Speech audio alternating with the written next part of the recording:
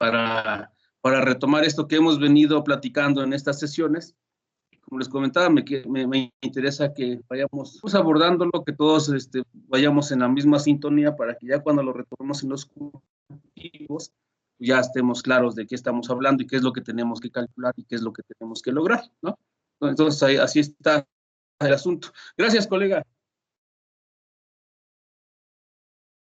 Entonces, pues estábamos, como dice el colega, estábamos comentando esto. Ya comentamos este aspecto de la parte biológica también.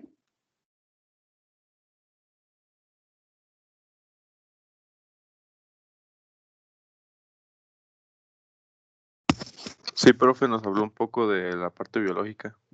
Ah, excelente. Entonces ahí ya digamos que porque abordamos algunas partes físicas, bueno, algunas características físicas, algunas características químicas del suelo, su importancia, ¿verdad? Como esto que estamos viendo aquí en la hoja en este momento, que son pues datos que nosotros podemos obtener después de enviar una muestra a analizar al laboratorio, ¿verdad? Nos da algunas características químicas del agua, algunas características químicas del suelo, y todo eso pues nos ayuda precisamente a ir conociendo el sistema de producción en donde vamos a estar trabajando, y donde va a estar creciendo nuestro cultivo.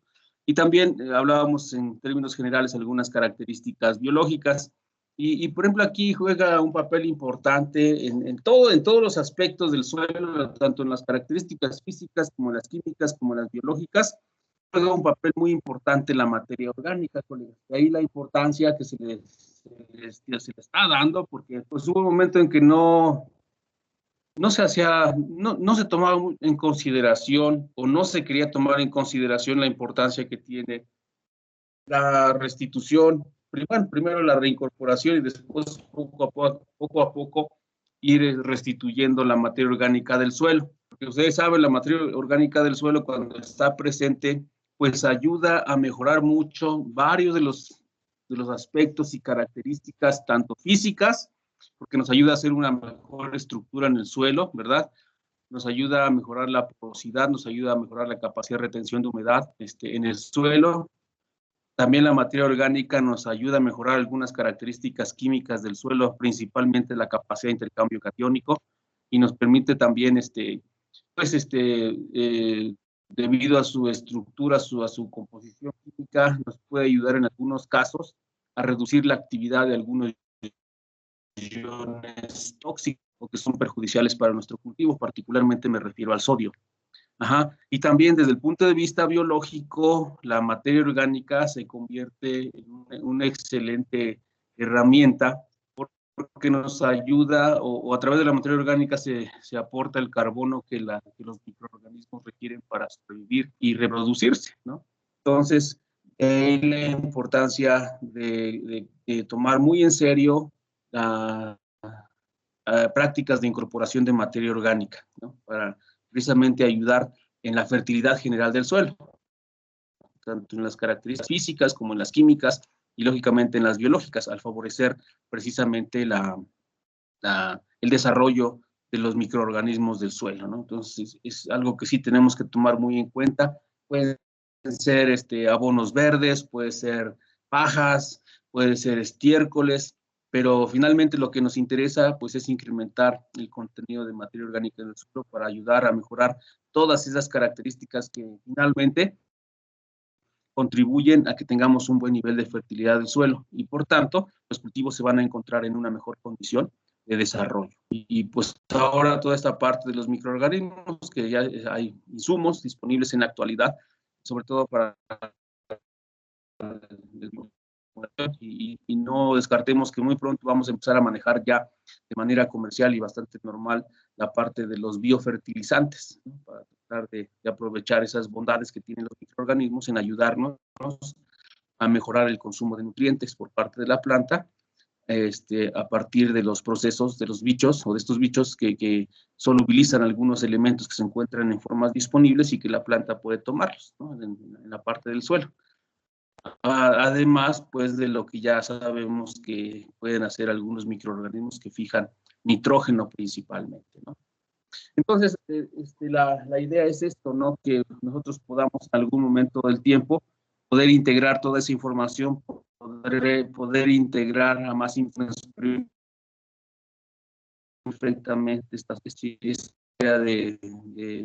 o esta parte de nuestros ecosistemas, nuestros agroecosistemas, que es en donde se va a estar desarrollando. Y nosotros como agrónomos nos interesa sobremanera lo que ocurre en esta zona crítica que se está retomando muy fuerte en el mundo, y pues que implica la participación no solo de agrónomos, sino pues de los mismos ecólogos, los que trabajan en física de suelos, química de suelos, microbiología de suelos, los geólogos, los expertos en microbiología de suelos y los de los climatólogos, ¿no? Entonces todo eso, todos ellos pueden hacer equipos complejos, interdisciplinarios, que permiten explicar mejor todos los procesos que ocurren precisamente en esta zona crítica, que es en donde nos encontramos nosotros y hacemos nuestra actividad agrícola y otro tipo de actividades, pero al menos desde el punto de vista productivo, sí tenemos que conocer perfectamente cómo se constituye, cómo funciona, precisamente para entenderlo y no ocasionar deterioros que en el futuro no comprometan la seguridad alimentaria, ¿no? A partir de que estamos afectando la calidad de estos recursos y que a lo mejor nos limitan la producción de alimentos, ¿no? Aquí, como dice aquí, la disponibilidad de agua, de obtener suelos productivos y una atmósfera balanceada que nos permita subsistir. Por ejemplo, algo que se me viene a veces a la cabeza, hace unos 30 años, ¿quién se iba a imaginar que pues prácticamente nos estamos convirtiendo en consumidores de agua purificada? Ahora casi que si no es agua purificada, como que no nos atrevemos a tomar el agua, como antes cuando éramos niños, en mi caso, pues que andábamos jugando por ahí, hasta nos pegábamos a la llave para tomar agua y no pasaba nada, ¿no? Ahora eso como que ya resulta hasta peligro. Y ahora hay que estar, pues, comprando purificadores o comprando purificadores de agua. Ya es muy común observar agua embotellada, algo que ya se hizo normal. Y yo creo que si seguimos con esta tendencia sin tomar en cuenta muchos de estos aspectos, en el futuro vamos a tener que poner purificadores de aire en las ventanas de las casas o de los salones, y va a ser algo totalmente normal. Y ya el aire seguramente va a llegar a niveles de contenido de partículas que va a ser un problema respirarlo, ¿no? Y va a ser peligroso respirar ese tipo de aire, sobre todo en las ciudades, pues me refiero, básicamente, donde existen altas concentraciones poblacionales y donde también, y que están rodeados, por ejemplo, de alta actividad industrial. Me acuerdo hace unos años en el colegio había unos estudios que estaban haciendo aquí en la región del Bajío, precisamente por el daño que estaba ocasionando la lluvia ácida en todo lo que produce toda la combustión de gas en la zona de Salamanca, y estaba ocasionando algunos problemas en los cultivos. Es algo parecido. De hecho, en zonas como esas, luego es ya complicado tener una vida normal porque ya hay una alta concentración de contaminantes y ya ocasiona malestar en la población. Entonces, no descarten que en el futuro en las zonas altamente pobladas ya tengamos que utilizar pues algo para limpiar más o menos el aire que va a entrar a las casas, a las oficinas o a las áreas de trabajo, para poder pues llevar una vida más o menos normal. Entonces, yo creo que antes de que eso ocurra, tenemos que hacer algunas actividades que por lo menos retrasen esa condición de vida que pues se vislumbra, ¿no? Por la gran deforestación que existe, la contaminación del agua que existe, la contaminación del suelo, la contaminación del aire. Entonces, sí es muy importante estar integrándonos pues a esos equipos de trabajo, porque como quiera que sea, la agricultura pues es una actividad que ocupa estos recursos y tenemos que ver la manera de usarlos de la mejor forma, ¿verdad? Para que en riesgo y que se descompongan, se deterioren y en el futuro pues no nos den la oportunidad de poder seguir produciendo alimentos, ¿no? Entonces la idea, colegas, es pues que vayamos entendiendo que vamos a estar trabajando con sistemas, a cualquier nivel de observación vamos a estar trabajando con sistemas, ¿sí? En este caso, pues sistemas agrícolas, pero ya comentábamos que dentro del sistema agrícola pues hay otros subsistemas que incluso si los podemos caracterizar perfectamente, podemos conocer cómo va a interactuar con los demás componentes de nuestro sistema. Y ahora, pues, nuestro sistema agrícola, pues sí, tenemos que caracterizarlo perfectamente, identificar bien sus componentes, identificar cómo participa cada uno de estos componentes, porque en función de eso, pues va a ser también la posibilidad de que podamos lograr la máxima acumulación de biomasa. Agrónomos es lo que nos interesa, ¿verdad? Entonces, un componente importante, pues, es lógicamente el cultivo o el genotipo que vamos a establecer en nuestro sistema agrícola y que va a estar interactuando con todos los factores bióticos y abióticos que ya hemos comentado. Entonces, nunca perdamos eso de vista. Si bien es cierto para el estudio y entendimiento de nuestros sistemas agrícolas, los desagregamos en varios componentes y los estudiamos por separado, creo que es muy importante que siempre estemos haciendo el ejercicio de tratar de integrar toda esa información y enfocarla a la productividad y al funcionamiento de nuestro sistema de producción, ¿sí?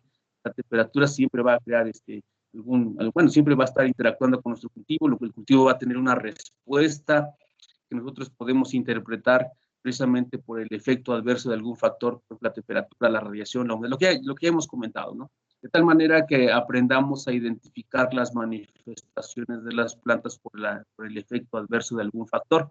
Es como los médicos, nada más que nosotros tenemos la desventaja de que las plantas no hablan, no nos pueden decir qué nos duele o qué sienten o qué quieren, pero nosotros a través de su manifestación morfológica podemos nosotros inferir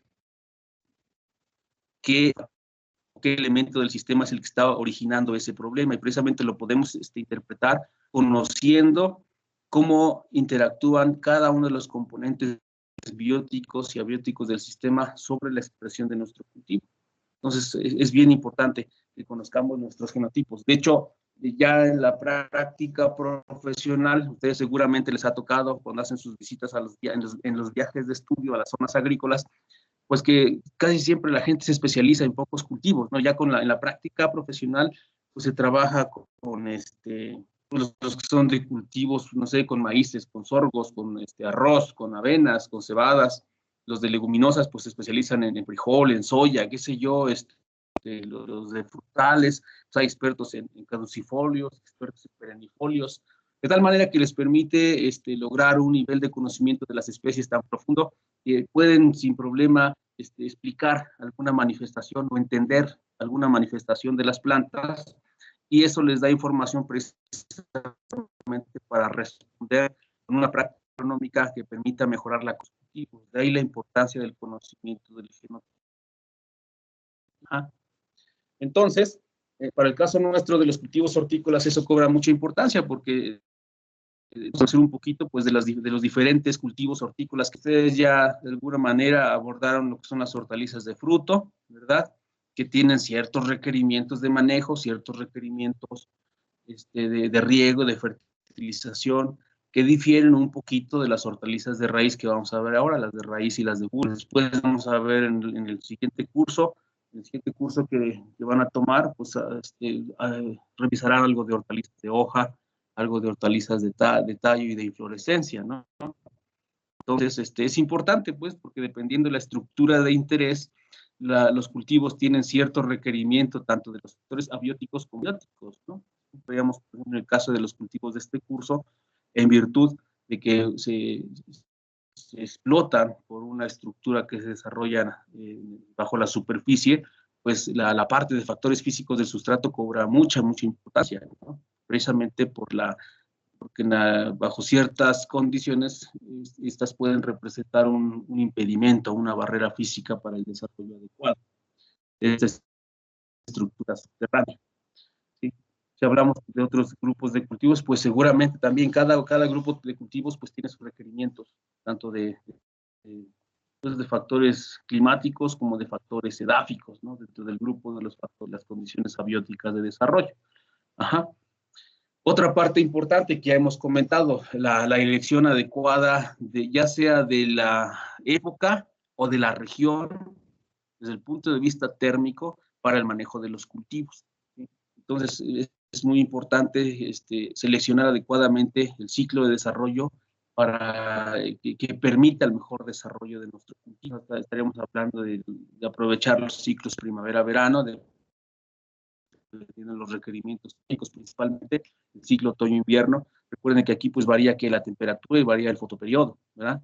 Si es un cultivo anual, cuál sería la mejor época; si son cultivos bianuales, también cuáles serían las mejores épocas o las mejores regiones, o si hablamos de cultivos perennes, ¿no? Entonces, ya cuando nos vamos metiendo cultivo por cultivo y vamos conociendo cuáles son sus requerimientos, pues también eso ya nos empieza a dar idea de cuáles son las mejores épocas o las mejores regiones para manejar estas especies, ¿eh?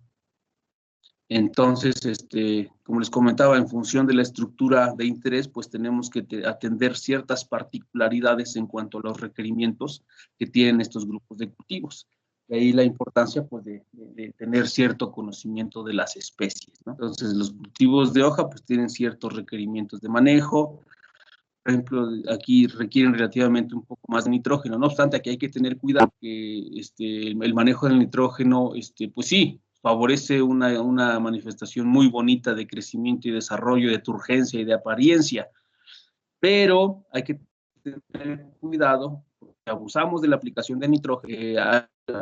A lo mejor en México, en el mercado mexicano, todavía no tenemos muchos problemas, pero como les comentaba en las sesiones anteriores, hay mercados que actualmente están siendo más exigentes en cuanto a la calidad de los productos. En algunos mercados internacionales tienen ya valores muy bien definidos en cuanto a nitratos de las hojas.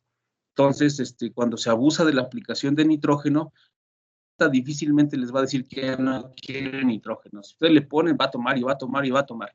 El problema es que si no lo incorpora al metabolismo, este nitrógeno en forma de nitratos se va a acumular en las bolas y puede acumular tantos nitratos que puede llegar a ser problemático para el consumo humano, sobre todo para la población infantil.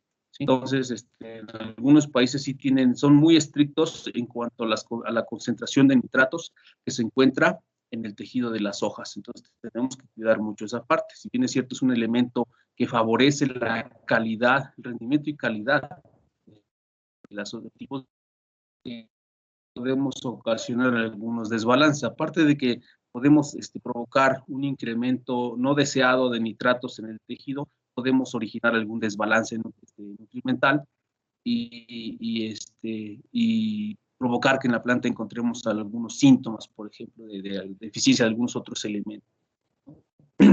Entonces, por ejemplo, los cultivos de fruto, se habla pues de esta parte, ¿no? De los elementos como el fósforo y el potasio. Veíamos en la gráfica de chiles que les mostraba la semana pasada que hay cierta etapa de desarrollo en las que hay que cuidar estos elementos, básicamente por las funciones que tienen dentro del desarrollo de las semillas y la translocación de reservas a los puntos de demanda, que en este caso pues serían los frutos, ¿verdad?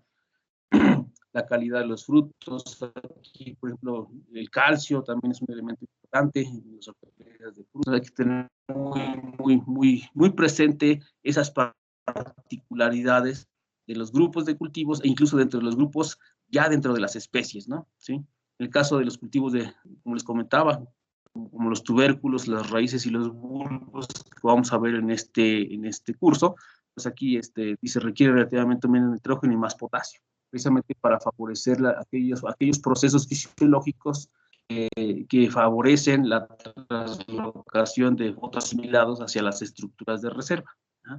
Entonces, las etapas iniciales trabajamos un poco más el nitrógeno para hacer un buen follaje y después damos prioridad a lo que es potasio, que no nos falte potasio, ¿no? Y bueno, junto con los demás elementos, pero aquí se le da un poco más de atención al potasio. Una vez que está bien constituido el sistema de follaje, ahora lo que viene es que esté haciendo función de síntesis de metabolitos que se van a estar traslocando a la parte subterránea, ¿no? Para llenar ya sea los bulbos, los tubérculos o las raíces, ¿no? Entonces también es muy importante el cuidado del follaje, muy importante el cuidado del follaje, ya que de la cantidad y sanidad del mismo pues será la cantidad de fotoasimilados que la planta tenga posibilidades de canalizar a la estructura subterránea.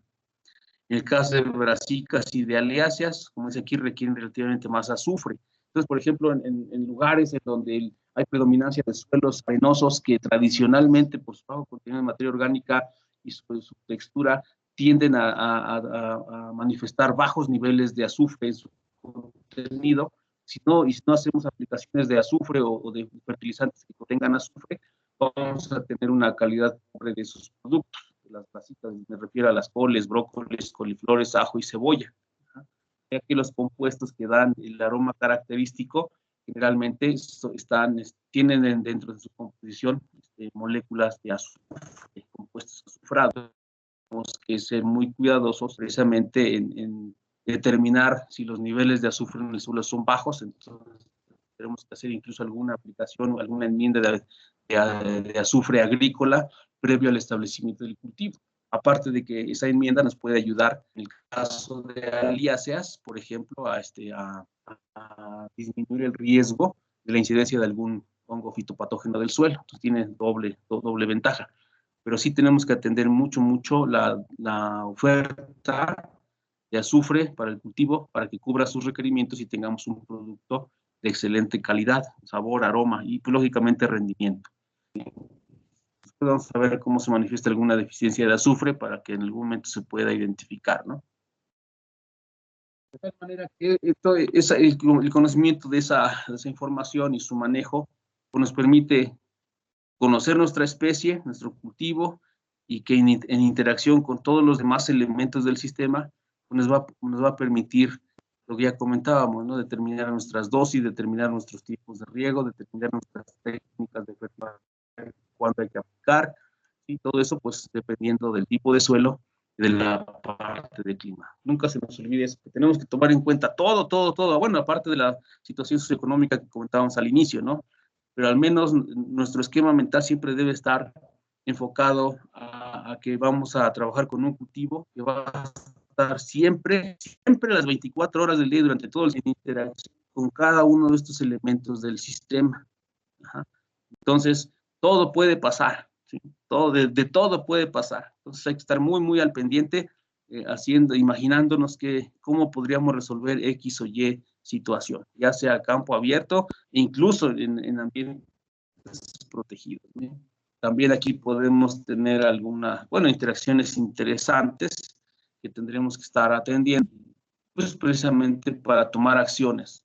Y ojalá fueran acciones preventivas, ¿no? ¿Sí? Por ejemplo, si tenemos una temperatura fresca, aquí adentro pues de por sí tenemos bajo movimiento del aire, poco viento, temperaturas frescas, alta humedad, no hay mucha radiación, entonces es muy probable que empezamos a pensar en que puede presentarse la incidencia de algún microorganismo, ¿no? Podríamos hacer alguna aplicación preventiva, alguna fungicida de contacto para proteger la superficie de nuestras hojas y de esa manera reducir en buena medida las probabilidades de que se nos pueda presentar algún organismo patógeno, ya sea hongo o bacteria, que nos afecte la calidad y la cantidad de nuestro follaje, ¿no? Porque aparte de que nos va a reducir nuestra área foliar, la planta en respuesta a ese estrés por el ataque de hongos y de bacterias, pues también va a tener que producir algunos metabolitos en respuesta a ese estímulo, pues que en lugar de canalizarlos al crecimiento y desarrollo, pues los va a canalizar a ejercer resistencia hacia el ataque de ese microorganismo, aunque nosotros ya hayamos aplicado algo, ¿eh? Entonces sí tenemos que evitar precisamente esas fugas de energía, vamos a llamarle así, que se pueden ocasionar cuando alguno de estos factores, ya sea bióticos o abióticos, pues ocasionan malestar en los cultivos, ¿no? Y pues ustedes saben, la planta cuenta con muchos señalizadores, de que ya se mencionaban unos el viernes, pues, por ejemplo, muchos péptidos son también moléculas señalizadoras que permiten a la planta responder muy rápido al efecto o a la incidencia de algún factor que le está ocasionando estrés. Y se mencionaba el viernes que pues es un estrés por falta de nitratos, o un estrés por falta de fósforo, o un estrés por falta de otra cosa en el suelo, pues esas moléculas sirven como señalizadores, aparte de los bioreguladores que ya conocemos, y que permiten a la planta responder rápido a un factor adverso, pues para tratar de hacer frente y tratar de lograr nuevamente el equilibrio que le permita por lo menos mantenerse viva. A lo mejor no crece y desarrolla, pero por lo menos se mantiene viva para que en cuanto las condiciones del ambiente se vuelvan a estar favorables, pues vuelve a retomar su crecimiento, pero pues esos lapsos de estrés sí nos afectan en la acumulación total de biomasa, ¿no? Entonces ya tenemos, es importante también saber cuándo hay que hacer cada una de las prácticas, qué ocurre en cada etapa de desarrollo de nuestros cultivos, ¿no? Entonces, para auxiliarnos de esto, pues podemos recurrir a ir generando información. Precisamente ahorita en su curso de fisiotecnia, pues van a ver toda esta parte de cómo estudiar el crecimiento de las plantas, cómo poder encontrar ecuaciones o modelos que nos permitan, por ejemplo, la presentación que nos mostraban sus colegas el viernes sobre lo del crecimiento, que se vio en algunos cultivos, y se ve ahí que para 8 cultivos, pues hay algunas ecuaciones que nos pueden dar idea, ¿no? Nos pueden mostrar cómo es que se comporta el crecimiento. Y, por ejemplo, si esas ecuaciones que nos presentaron el viernes los colegas que trabajaron eso, si esas ecuaciones, colegas, ustedes le sacan la primera derivada, van a obtener esta curva. Esta es la curva de crecimiento del modelo. En este caso encontramos que este modelo logístico se ajusta bien para algunos cultivos que estamos trabajando. Si a este modelo si en este modelo obtenemos la primera derivada, entonces sacamos las tasas. Entonces ahí nos mencionaban algo en el artículo sobre tasas de asimilación, tasas de crecimiento relativo, en fin, pues todo eso tiene que ver con estos modelos que actualmente pues, están usando en la agricultura precisamente para conocer el comportamiento de nuestros cultivos, poder determinar cuál va a ser la materia que se puede estar produciendo a partir de la materia seca presente, la velocidad de crecimiento y por tanto, pues si la planta tiene una mayor tasa de crecimiento, entonces eso nos implica que tiene una mayor exigencia en cuanto al manejo de los recursos, de agua, suelos, fertilizantes, manejo del cultivo, en fin, entonces cobra mucha importancia, de tal forma que estas mismas curvas de crecimiento, si a toda esta biomasa le determinamos el contenido de nitrógeno, pues podemos nosotros construir la curva de extracción de nitrógeno, ¿verdad? Tanto en el ciclo como en su tasa, o sea, es decir, su comportamiento dentro del ciclo, o sea, identificar las épocas de mayor demanda de esos elementos, que veíamos en las gráficas que les presentaba en el archivo de Excel. Entonces, como les comentaba, hacia las ecuaciones que nos presentaron el viernes en lo de análisis de crecimiento, sacamos la derivada, vamos a sacar esta otra curva que nos permite identificar precisamente la etapa, ya sea de mayor tasa de acumulación o si ya asocian el contenido de algún elemento, les va a mostrar también la etapa de mayor extracción o acumulación de ese nutriente. Entonces, los modelos que les presentaba en el archivo de Excel, pues se me hace que son estos mismos, aunque pueden ser otros, pero tenemos para chile plano, tenemos para tomate, tenemos para chile ñahuateco, tenemos para chile de agua, para pepino, al menos para estos 5 elementos, de tal manera que nosotros, teniendo la información de nuestra especie. Ahora, la ventaja de este modelo, colegas, es que este modelo es un modelo de crecimiento que responde a la interacción planta-ambiente, ¿sí? El modelo logístico tiene esa gracia. Entonces, eso nos da la ventaja porque eso también nos permite predecir el crecimiento de nuestro, la cantidad de nutrientes que tendremos que aplicar por día, porque la ventaja de estos modelos es que se puede poner en días después del trasplante, pero aquí le pueden poner intervalos de 7, 14, 21, 28, es decir, por semana o por días, ¿sí?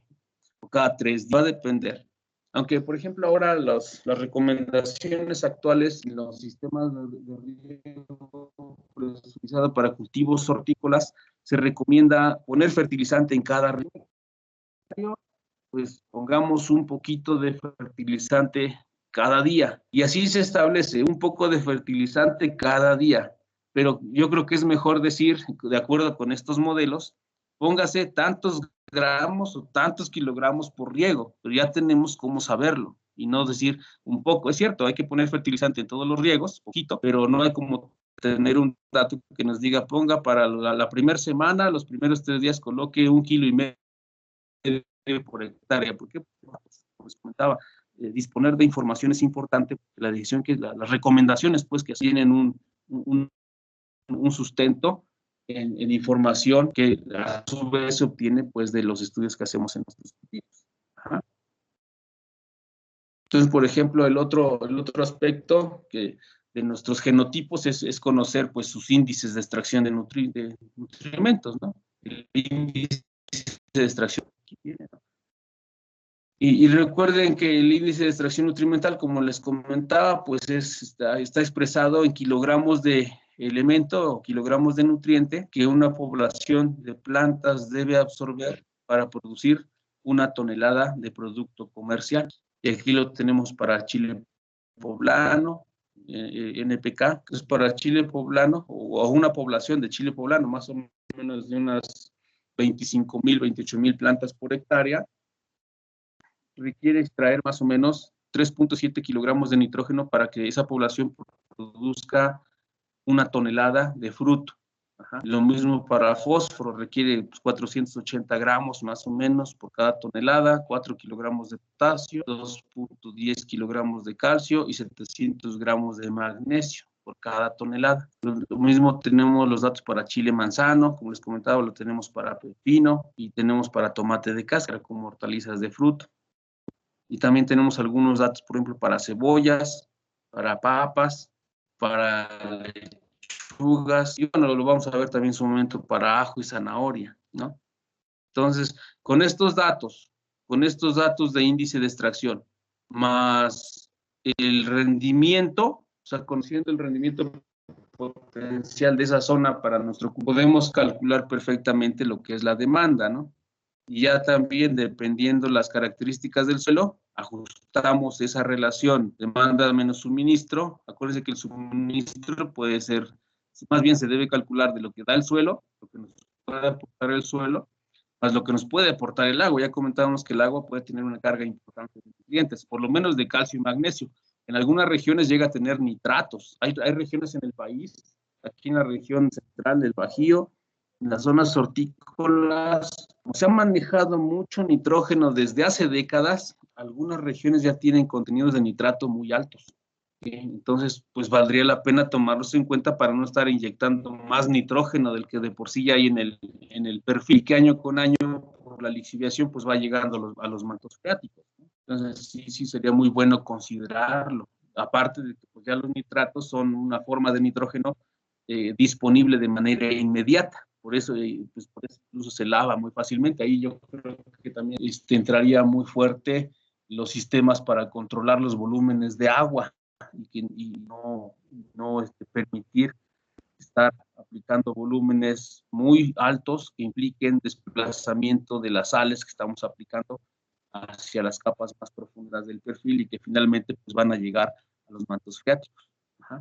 Entonces todo esto pues, nos permite ir conociendo mejor precisamente nuestra técnica de que vamos a diseñar a partir de conocer nuestros cultivos, sus requerimientos, sus interacciones, diseñar nuestro sistema de manejo, ya sea campo abierto o ya sea bajo cubierta, pero siempre tener presente que vamos a estar trabajando con todo esto. ¿Sí? De hecho, somos parte de todo esto. Aquí entramos en esta situación del componente socioeconómico, ya sea como productores o como asesores o como prestadores de servicios. ¿Sí? Porque a veces nos pueden solicitar algún insumo para algo, pero primero hay que determinar si ese algo realmente es causa y una causa que podemos nosotros controlar con el insumo que vamos a recomendar. Dar por recomendar está bien, pero a veces pues, hay que tener un poco de conciencia para ver si efectivamente ese insumo es el más adecuado para corregir esa manifestación de desorden en los cultivos, ¿no? De tal forma, pues que pues, logremos buenos rendimientos, buena calidad, ¿sí? En oportunidad, y seguramente esos sistemas productivos pues serán altamente rentables, ¿no? De tal forma que podemos hacer que esos sistemas agrícolas pues sean sostenibles en el tiempo, permanezcan durante un buen rato, ¿no? Y básicamente porque, como les comentaba, nosotros nos vamos a enfrentar, y sobre todo ustedes se van a enfrentar a una situación crítica. Ahora, pues, de alguna manera se ha trabajado para lograr, pues, cierto nivel de abasto de alimentos, pero sí tenemos que tener claro que aparte de la cantidad, pues, tenemos que abordar la calidad, ¿sí? Y y desde varios puntos de vista, tanto desde el punto de vista biológico, químico y también nutracéutico, ¿no? Los mercados en la actualidad están siendo un poco más exigentes, no solamente de comprar, incluso hay mercados que ya no es muy atractivo o ya no, o el principal parámetro para la adquisición de productos frescos no es tanto la apariencia, sino la calidad, tanto biológica, que no voy a tener por ahí algo, microorganismos dañinos, o química, que no voy a tener residuos, sino que más bien ellos prefieren que lleve pues, la concentración adecuada, por ejemplo, de metabolitos secundarios, que nos platicaron algo la semana pasada, ¿no? Entonces, en la parte de agricultura orgánica muchas veces no vamos a lograr, por ejemplo, esos productos que hasta parecen artificiales, ¿no? De bonitos. Ahora la gente prefiere verle incluso por ahí el huevecillos de algún insecto que no se le haya aplicado ningún pesticida, por ejemplo, al producto. Puede llevar ciertas manchitas por el manejo que se le dio, pero que no lleve ningún pesticida, ¿no? Entonces sí tenemos que tomar en consideración esos aspectos porque va a ser parte de la información que tenemos que tomar en cuenta para la toma de decisiones en el manejo de los cultivos. Y pues precisamente por esto, ¿no? Porque la población cada vez es más, ¿sí? Cada vez va a ser más, pues esa población tiene que comer y la disponibilidad de superficie para hacer agricultura pues cada vez va a ser menor en virtud de ese crecimiento poblacional. Por desfortuna, muchos de los espacios que se utilizaban, por ejemplo, para la agricultura, pues ahora se están utilizando, ¿sí? O se están haciendo cambios del suelo, pues para establecer unidades industriales, unidades habitacionales, zonas urbanas. Entonces, pues ya digamos que la cantidad y seguramente en el futuro la calidad de los recursos para hacer agricultura pues va a ser diferente a lo que conocemos ahora, de tal forma que pues los modelos agrícolas que manejamos ahora en algunas regiones pues van a pasar a ser historia y seguramente vamos a estar haciendo agricultura en sistemas que pues ahora ni nos imaginamos, ¿no? Toda la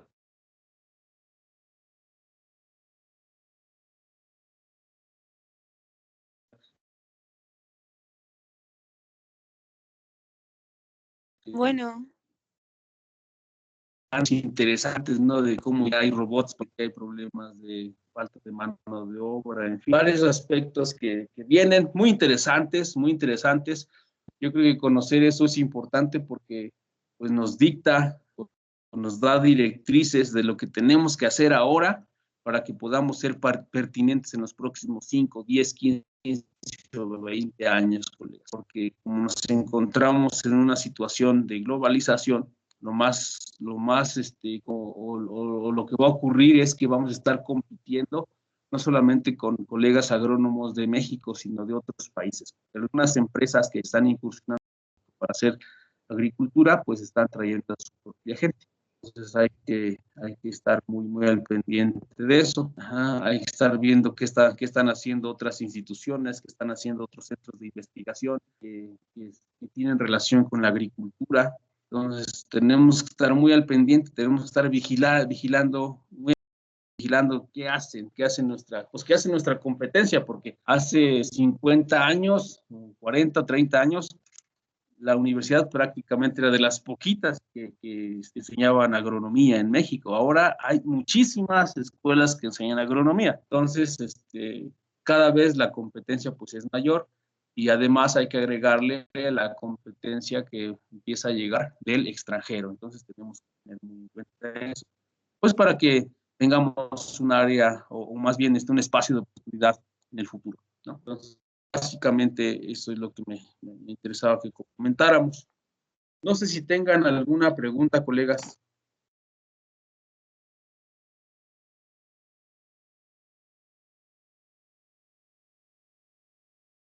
no, profe, pero a veces se escucha como robot. No se le... Y en Sí, un momento se quedó seguramente. sin... Bueno, y en algún momento no lo escuché, pero supongo que solo habían sido comentarios, profe. Gracias. Ah, ok. ¿Alguien más?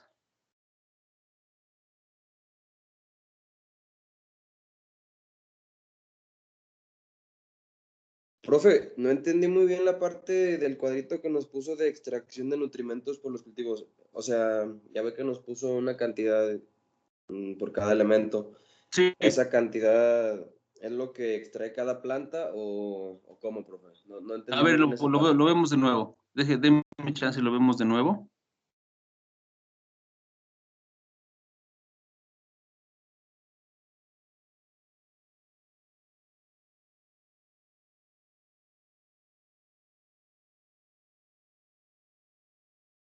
Sí, cuando nosotros tratamos de determinar dosis de fertilización para nuestros cultivos en general y en este caso particular de las hortalizas, tomamos dos elementos importantes que nos permiten conocer la demanda del cultivo. Entonces, como su nombre lo dice, la demanda se refiere a la cantidad de nutriente que yo debo aplicar o que debo proporcionar al sistema agrícola para lograr un rendimiento esperado o un rendimiento máximo esperado. Ese rendimiento máximo esperado, pues ahora sí que va a estar en función de la interacción de mi genotipo con el agroecosistema. Entonces, siempre en las regiones, colegas, siempre va a haber productores sobresalientes en cuanto a rendimientos. Eso los podemos tomar como referencia si no tenemos datos de ensayos que nos permitan determinar los máximos rendimientos. ¿Ya? Entonces, conociendo el dato del máximo rendimiento que en la región se puede obtener, por ejemplo, para un cultivo de chile poblano, vamos a suponer 50 toneladas, ¿sí? Puede ser más, dependiendo las condiciones de clima y suelo. Pero un rendimiento medio bueno son 50 toneladas. Con ese dato y con el índice de extracción nutrimental, los cultivos tienen este valor, se llama índice de extracción nutrimental y se interpreta de la siguiente manera. El índice de extracción nutrimental se refiere a la cantidad de cultivo requiere para expresar una tonelada de producto, ¿sí? Entonces, si chile poblano tiene un rendimiento máximo alcanzable para un agroecosistema dado de 50 toneladas, entonces su demanda de nitrógeno sería 50 por 3.7. ¿no? ¿Sí? Entonces, si eso es así, serían 50 toneladas de producto por 3.7 kilogramos de nitrógeno por cada tonelada. La demanda de nitrógeno de chile poblano para esa región es 185 kilogramos de nitrógeno. Ahora, ese cultivo que le estoy mencionando es un chile poblano manejado en fertirriego y con acolchado. Es un ensayo que hice ahí en la región de Tehuacán, con un suelo de pH 8.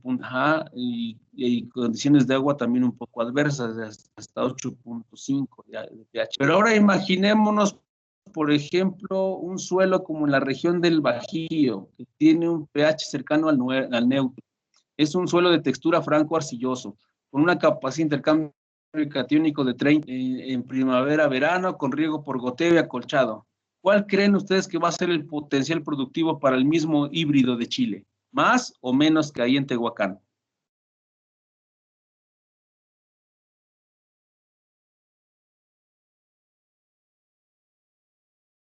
Pues más, profe.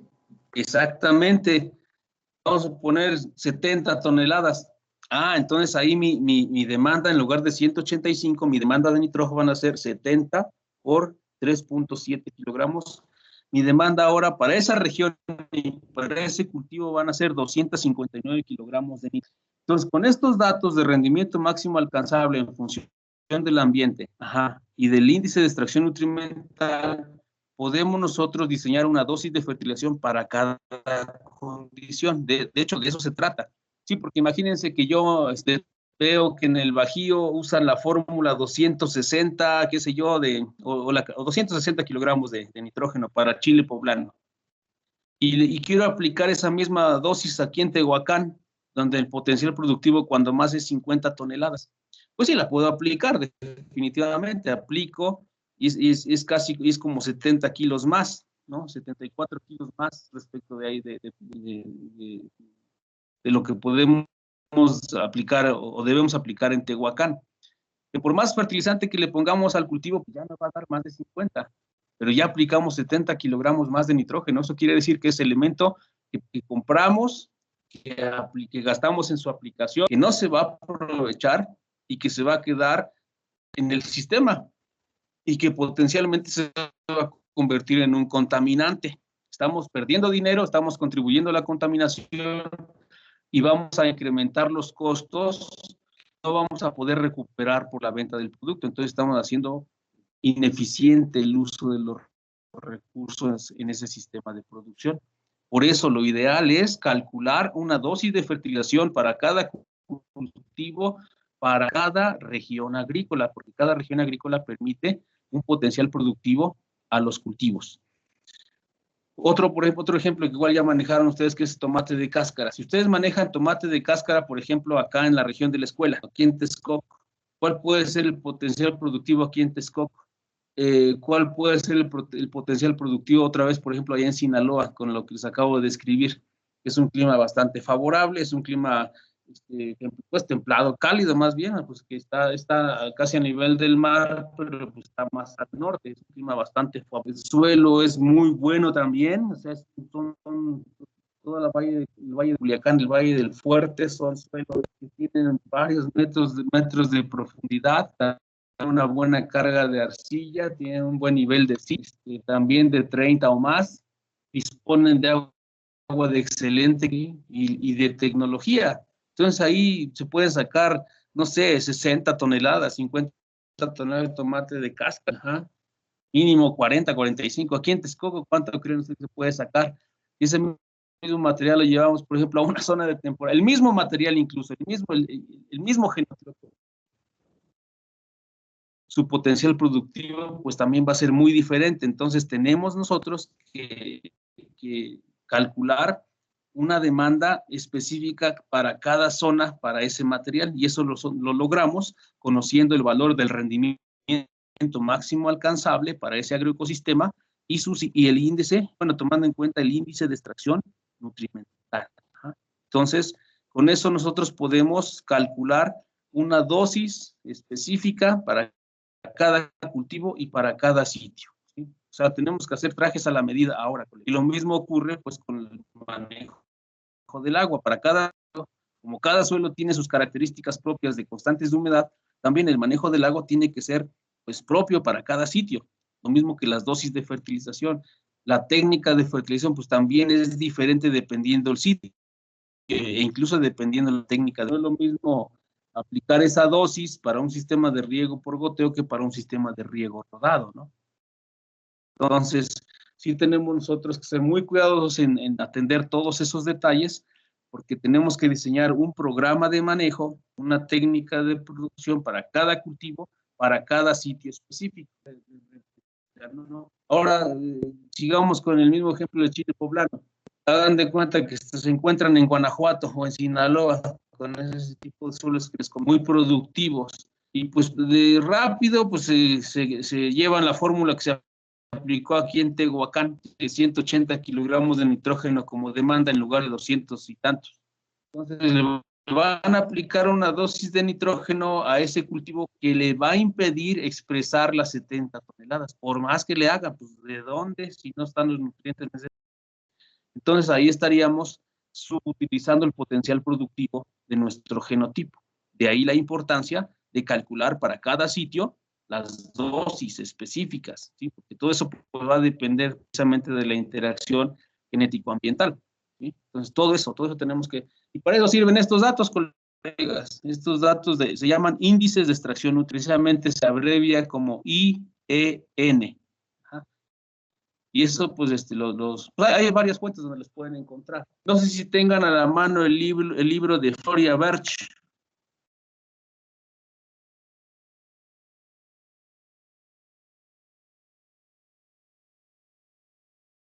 No, profe. El libro, Floria Berch es una investigadora de la Universidad y ha trabajado mucho también en eso de generación de curvas de crecimiento y de extracción.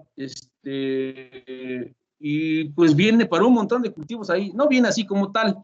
Estos a veces uno los tiene que calcular de la información que vienen en sus tablas, pero ya con tener esas tablas te da mucha información.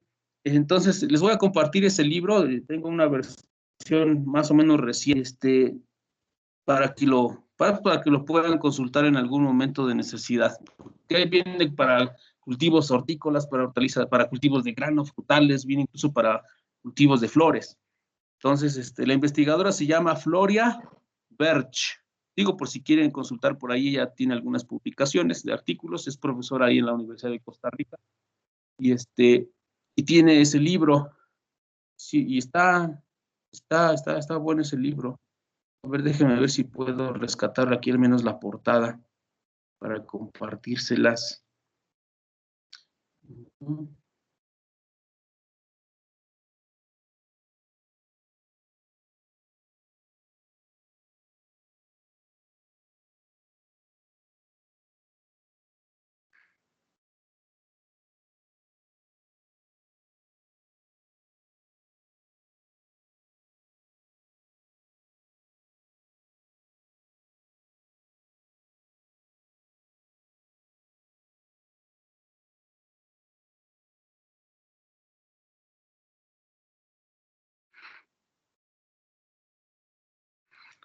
No sé si ya lo vean en pantalla.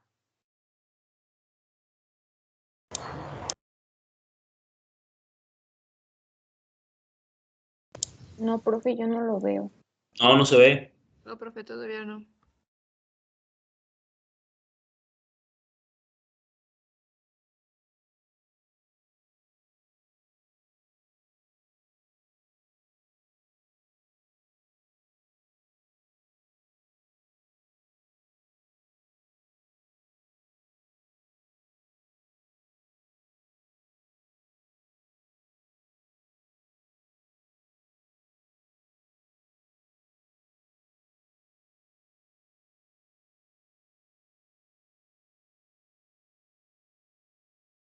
En teoría ya debería estar.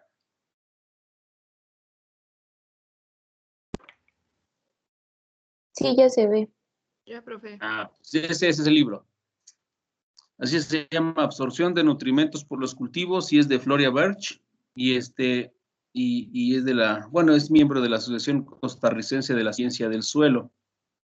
Entonces, si lo vamos corriendo, miren, aquí viene información para arroz, frijol, maíz, sorgos, cultivos industriales, cultivos de hortalizas viene para muchos, miren, cebolla, remolacha, zanahoria, apio, lechuga, espárragos, viene también para raíces, tubérculos y cormos, aquí viene la papa, viene camote, yuca, para frutales, bueno, ellos aquí consideran como frutales al melón, que para nosotros es una hortaliza, melón, sandía, piña, banano y plátano, naranja, aguacate, y viene, como les digo, viene para ornamentales también, algunos datos. Entonces voy a ver la forma de compartírselos, porque no sé si entre a nuestro sistema de Teams. Lo que pasa es que pesa 144 megas. Entonces, pues de cualquier manera voy a hacerlo para que lo tengan por ahí disponible. ¿Sí? Es del 2009, es la versión más reciente, la del 2009. Es la última versión que sacó la maestra. De hecho, ella también ha venido a los cursos que da en Tagri. Vino hace como 2 años, precisamente a hablar de esto, los cultivos, de las curvas de absorción. Ajá. Entonces, sí vale la pena tener esa parte.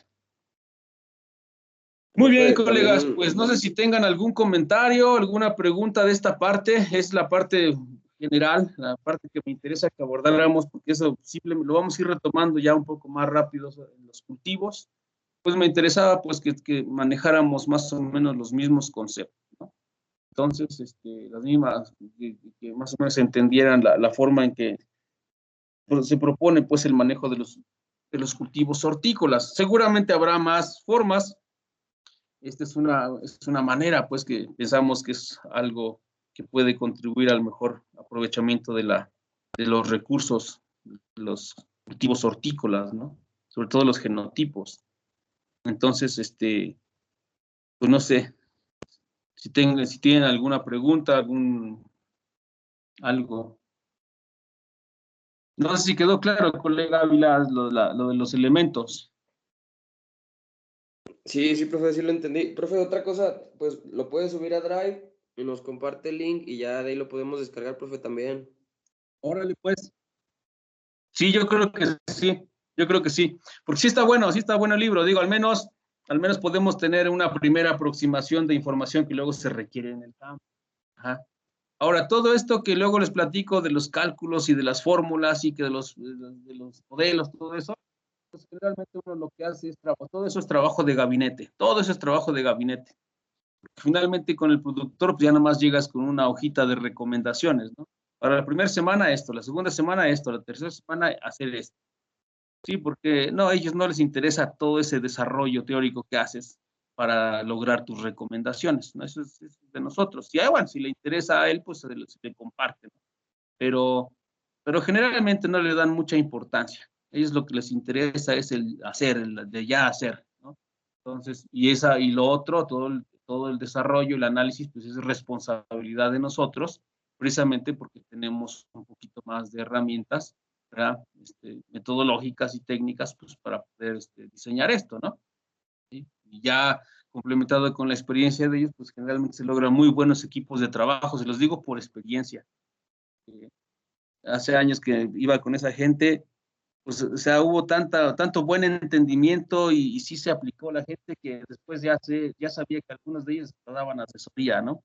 Y está perfecto, eso quiere decir que entienden muy bien los conceptos.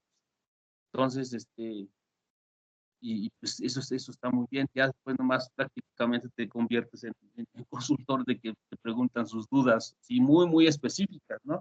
Y dudas muy específicas. Ya una vez invité a un compañero y que vino de visita aquí a la universidad y fuimos para esa región. Y sí, le pareció muy bien. Dice, no, dice, ya el nivel de estos productores es bueno. Dice, pues no cualquiera se avienta un paquete de responder esas preguntas porque sí, ya son preguntas muy, muy específicas, ¿no? Y lógicamente las puedes responder en ese momento porque ya has trabajado con esas personas durante años. Más o menos sabes por dónde está. Pero sí, definitivamente esos equipos de trabajo que se logra hacer con los tutores y cuando están receptivos, cuando están interesados pues, en mejorar sus condiciones productivas, no, se obtiene excelentes resultados técnicos y pues, de entendimiento con la gente, ¿no? Y la verdad es bastante satisfactorio.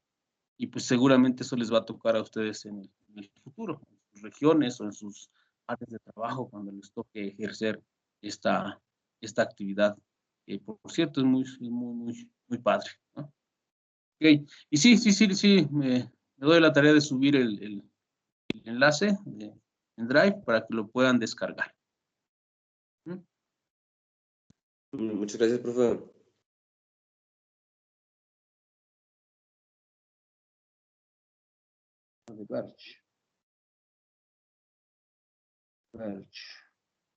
Verge, porque Resh es otro, igual lo van a ver en el futuro, es uno sobre hidroponía, también está muy bueno. Esta por lo pronto el de Verge. Sí. Muy bien. Bueno, otro aspecto que quiero abordar es esto de las plántulas. Esto ya ustedes lo manejan. Ya nomás les voy a compartir el archivo, lo revisan y si hay dudas, las comentamos, porque esto ya lo vieron seguramente en varios cursos, todo lo de propagación que aplicamos aquí perfectamente en la parte de hortalizas, ¿sí? Entonces, como veíamos al inicio, tenemos básicamente dos sistemas de establecimiento. Aquí en la imagen, pues cultivos de zanahoria que se establecen en siembra directa, ya en floración, algunos, aquí de hecho ya se pasó el cultivo.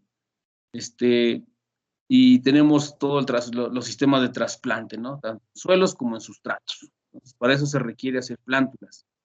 Entonces, para hacer plántulas, pues por lo menos, o sea, ha crecido mucho los trabajos sobre producción de plántulas, precisamente porque ahora pues, las semillas se venden por pieza. Para muchos cultivos importantes, las semillas se venden por piezas ahora, ¿no? Compras 1000 semillas, o 5000 semillas, o 20000 semillas, dependiendo de la unidad de trabajo que vayas a establecer. Para hacer un uso bastante eficiente, de tal forma que cada semilla se convierta en una planta y cada plántula se convierta en un organismo que me va a dar rendimiento y poder recuperar todo el costo que me llevó hasta la producción, pues yo debo hacer un uso bastante eficiente e implementar técnicas de manejo de plántulas adecuadas desde el inicio, ¿no? Entonces, la etapa de plántula cobra mucha importancia porque pues, es una etapa crítica para el desarrollo futuro de nuestros cultivos. Ahí durante la segunda semana después de la emergencia ocurren toda una serie de procesos interesantes en las plántulas, que si no reciben la atención necesaria, sobre todo en la parte de nutrición, de riego, temperatura, pues eso lo podemos ver reflejado en una manifestación indeseada en el desarrollo. Como les comentaba hace un rato, si conoces muy bien tu cultivo, puedes explicar alguna cuestión que ocurre en el futuro o en el desarrollo del cultivo que incluso pudo haber estado relacionado con esta etapa de desarrollo. Y bueno, como ustedes saben, esto que vemos aquí en la imagen es un almácigo gigante. Profe, ¿Sí? disculpe, no sé si soy yo, yo sigo viendo la portada del libro que nos estaba presentando. Perdón, entonces, déjenme, parece que sí estamos mal. Entonces vamos a cerrar este. O sea, vamos a cerrar esto y vamos a subir este.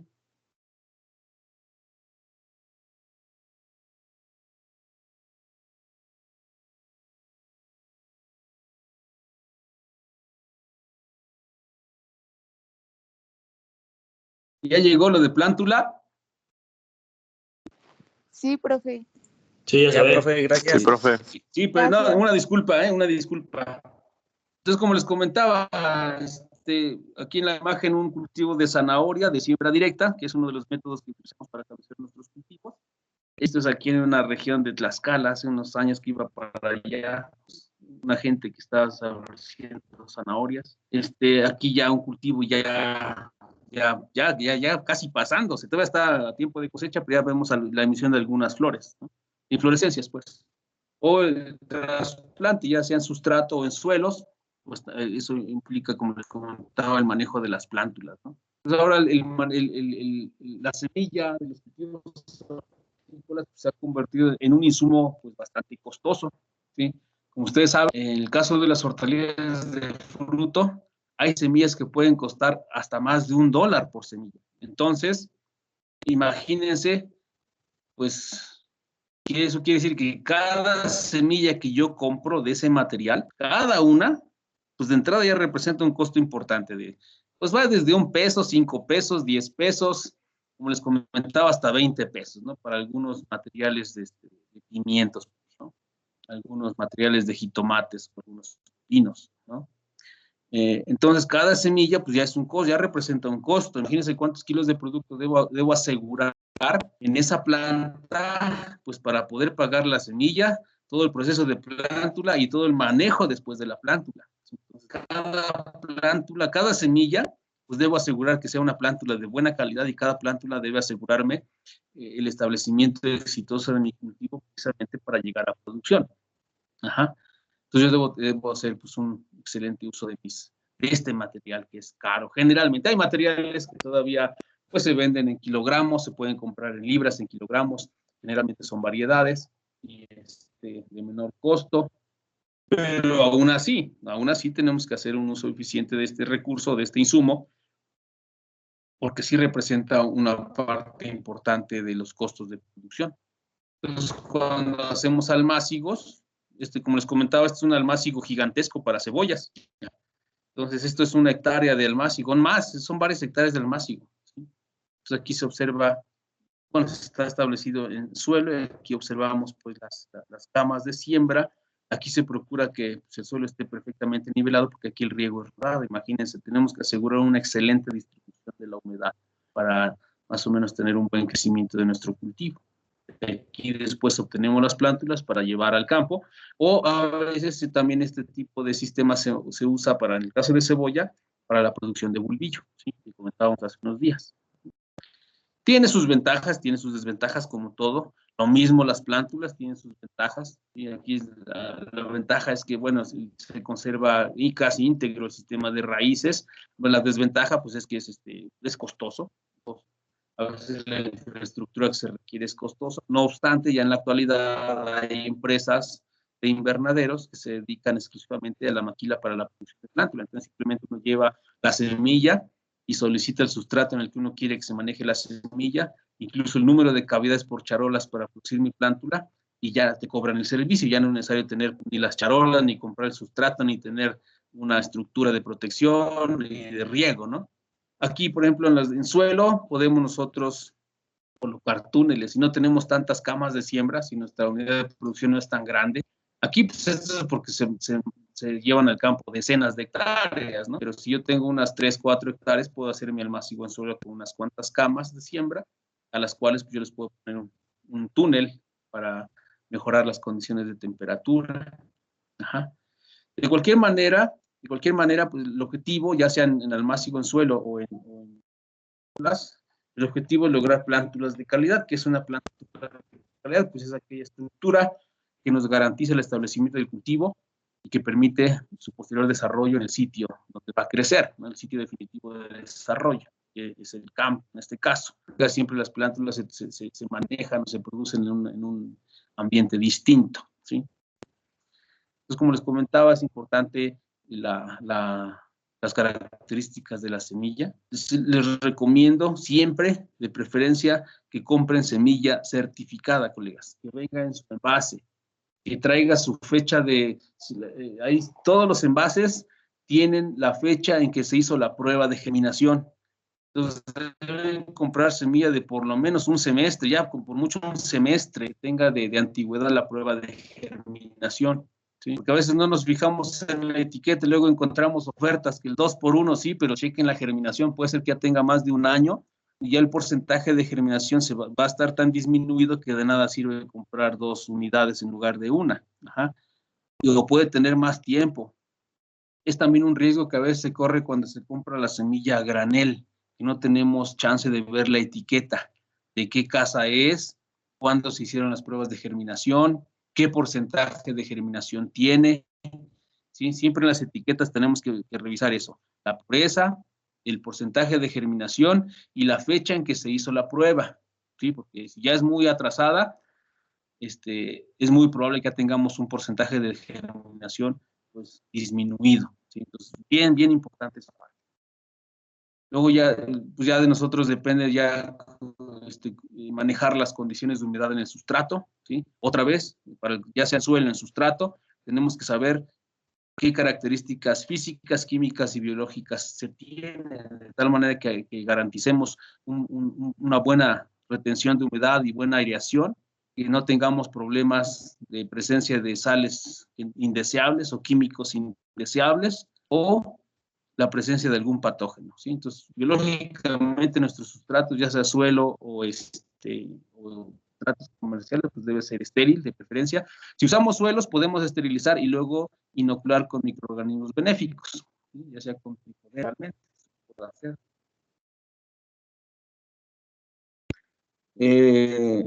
Controlar las condiciones de temperatura, ¿sí? Como les comentaba, podemos utilizar túneles. En el mejor de los casos, pues utilizamos invernaderos. Y esto, pues ya el uso de cubierta nos puede dar esa oportunidad de mejorar la condición de temperatura para que en esa etapa de desarrollo la plántula tenga mejores condiciones para su crecimiento. ¿Sí? Y la otra parte, pues las condiciones nutrimentales, pues corren por cuenta nuestra, tanto en suelo como en sustrato. Entonces, hay que tener muy en cuenta esa parte. Ahora, ¿cuánto de semilla? Pues ahora, como les comentaba, las semillas se venden por piezas. Va a depender incluso hace años las unidades de las cebollas, que es un cultivo que vamos a ver, se compraba por libras, ahora ya se compra por unidades, ahora una unidad trae 100,000 semillas. Entonces, más o menos se usan de 2.5 a 3 unidades por hectárea. Ajá. Como les comentaba, hay que ver, Oiga, profe, conocer su porcentaje. ¿Sí, colega? en los almácigos que nos puso en la foto de hace rato, más o menos, ¿cuál es la densidad de plantas? Bueno, es que se veían muchas, profe. Sí, se veía muy denso. Me parece que ahí se siembran de 80 a 100 unidades por una hectárea de almácigo. De 80 a 100 unidades por hectárea. Como comentaba, ese almácigo gigante que vimos ahí es como de unas 4 hectáreas. Y precisamente es ahí en la región de Guanajuato.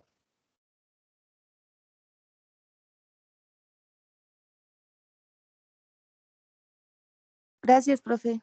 Sí, colegas. Entonces, tenemos ya bueno, hay que saber el porcentaje de germinación, porque en función del porcentaje de germinación, pues va a ser el número de semillas que yo voy a comprar, ¿no? Entonces, por ejemplo, imagínense ustedes que quieren establecer, vamos a hacer otro ejercicio, colegas, saquen sus calculadoras. Vamos a suponer que yo quiero, trabajar, vamos a poner cebolla, que es un cultivo que vamos a ver, cebolla. Yo quiero establecer 250,000 plantas por hectárea. Esa va a ser mi densidad de población de trabajo. 250,000 plantas por hectárea. Ajá. Entonces, yo compro un material X, un material, vamos a poner que sea carta blanca, ¿sí? Carta blanca, que no es tan barato. Y carta blanca tiene un 90% de germinación. Para fines de ejemplo, puede traer más. Fíjense que platicando con unos colegas que trabajan en las empresas semilleras, que ahora que te ofrezca el 90% una marca, pues es aceptable, pero ya no tanto, ya están trabajando por subirlo por lo menos al 95%. Pero bueno, trabajemos el 90% de germinación. Si yo quiero establecer, por ejemplo, 5 hectáreas, si yo voy a establecer 5 hectáreas, ¿cuántas semillas debo comprar, colegas?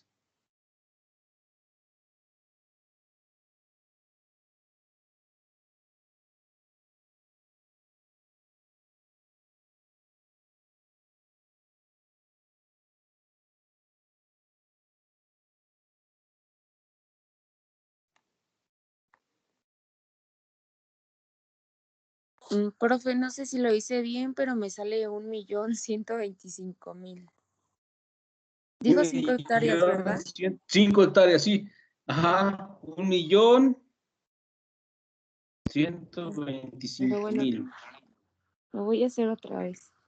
Sale, sí, colega. Profe, a mí me da 1,375,000. 1,375,000. Ok. Profesor, a mí me sale O sea, 1,125,000.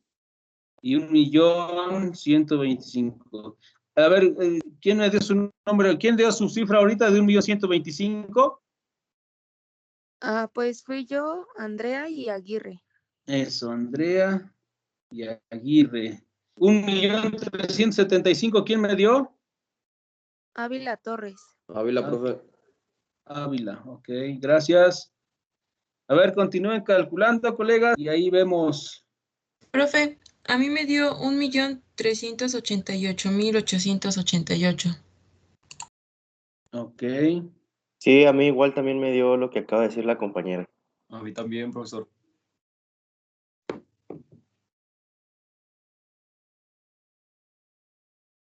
ok. Vamos a ver.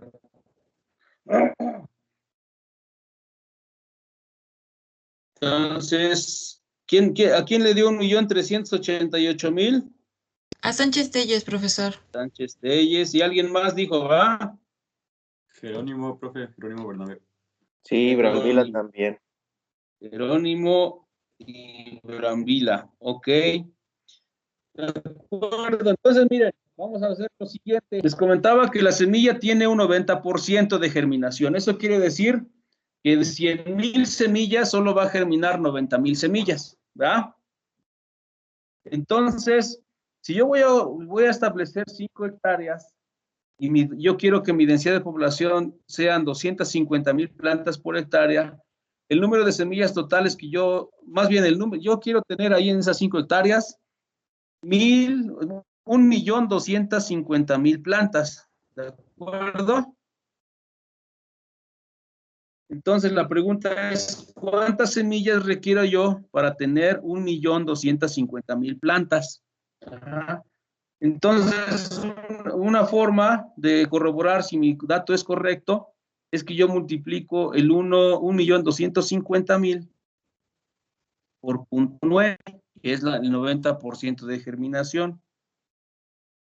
Multipliquen, por favor, 1,388,880, 88.88 por 0,9.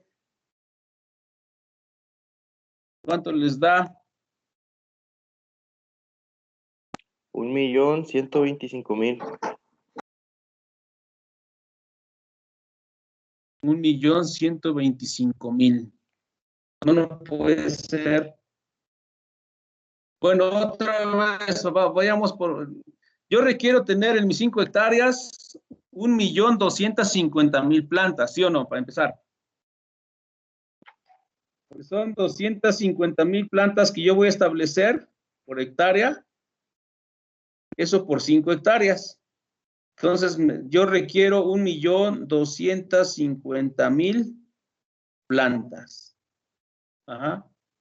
Profe, pero sí está bien con el 1,388,000. Disculpe, profe, sí, me equivoqué, sí, da 1,250,000. Es correcto. Sí, profe, es correcto, sí.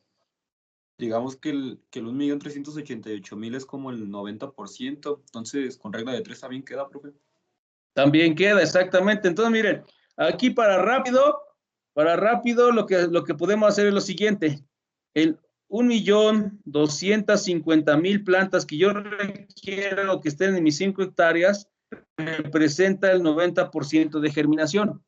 ¿Cuántas semillas requiero para lograr el 100%? Otra vez, por regla de 3, multiplicamos el 1,250,000 por 100, lo dividimos entre 90 y me va a dar el valor que me dieron hace un rato los colegas, que es 1,388,888.89 semillas. Si eso lo multiplican por 0.9, que es el 90% de germinación, ¿sí? O sea, ustedes siembran 1,388,888.89 semillas y les van a germinar 1,250,000 ¿qué? Plantas.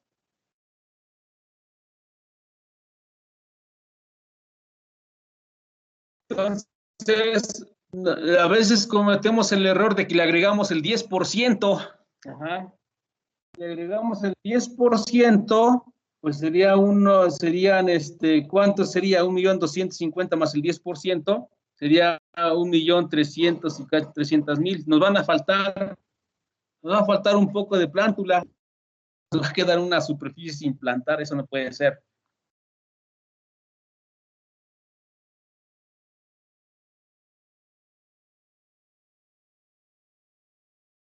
Entonces, ya conociendo la cantidad necesaria de semilla, ya sea que nos demos a la tarea de ver cuánta superficie de almácigo requerimos, o bien cuántos contenedores y cuánto sustrato vamos a utilizar a partir del número de semillas, ¿no? Entonces, nos damos a la tarea de elaborar el sustrato, hay que utilizar suelo, un poco de arena, algo de materia orgánica para mejorarlo, o bien utilizar los sustratos comerciales que ya se ofertan en el mercado, ¿sí?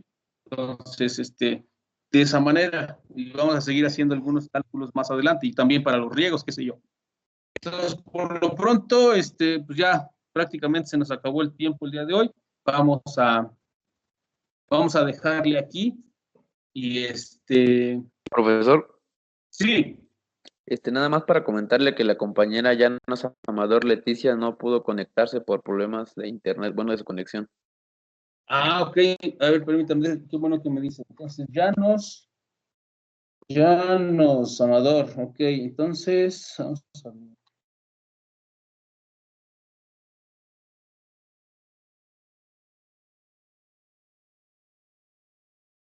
Ok, perfecto. Muy bien, colega, muchas gracias. Pues, colegas, pues por hoy es todo. Nos vemos el próximo miércoles. Yo creo que el miércoles ya terminamos esto, colegas.